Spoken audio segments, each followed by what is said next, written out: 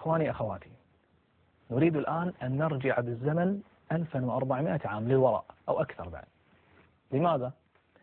لكي نرى وضوء رسول الله صلى الله عليه وآله وسلم. تابعونا. يا الله يا الله يا الله.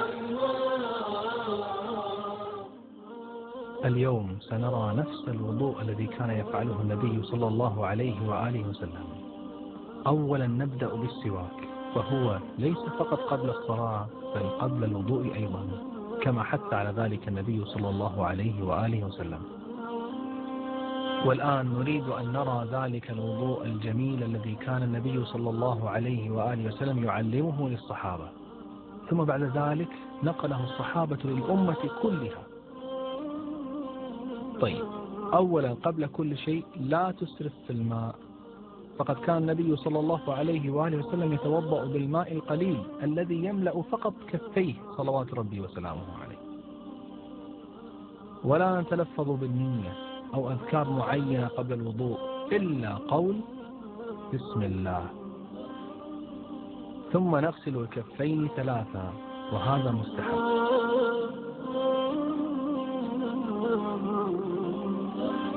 وهناك سنة مهجورة في الوضوء، وهي تخليل أصابع اليدين هكذا، فاحرص عليها.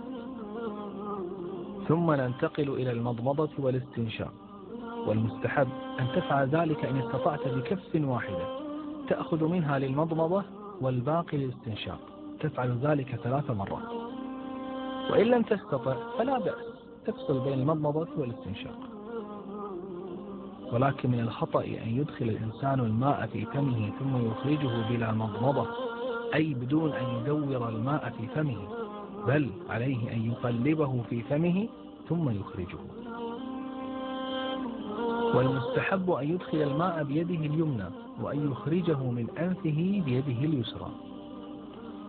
ويبالغ في الاستنشاق بجذب الماء إلى الأنف، إلا إذا كان صائما فإنه لا يفعل ذلك. بعد هذا يغسل الإنسان وجهه 3 مرات، والوجه يبدأ من منابت الشعر المعتاد على الجبهة إلى ما استرسل من اللحية، وينتهي مكان الغسل عند الأذن. وليحذر الإنسان من سكب الماء هكذا سكبا بدون أن يصل إلى جميع الوجه، وانتبه إلى المنطقة التي ما بين اللحية والأذن، فإن الكثير يغفل عنها.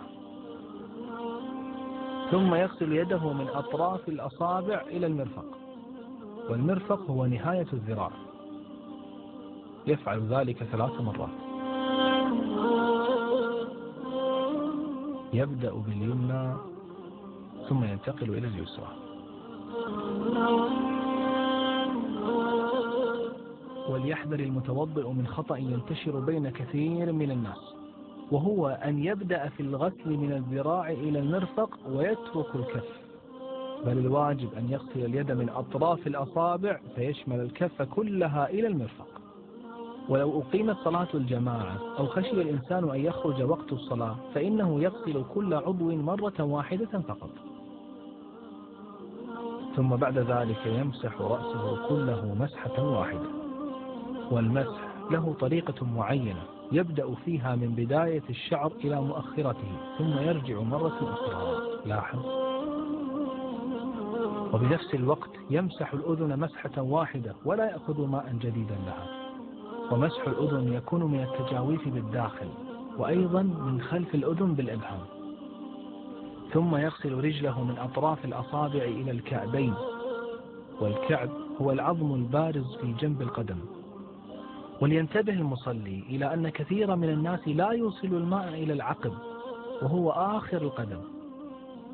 وقد قال النبي صلى الله عليه وآله وسلم: ويل للأعقاب من النار. ومن السنن المهجورة في الوضوء تخليل أصابع القدم، ويكون ذلك بإمرار الخنصر، وهو أصغر أصابع اليد، يمرره بين أصابع القدم هكذا. ولا يوجد في الوضوء مسح للرقبة. وليحذر الإنسان من الوسواس، فإن الله لا يريد منه أكثر من استطاعته. أما الشيطان فهو يريد أن يفسد عليه عبادته.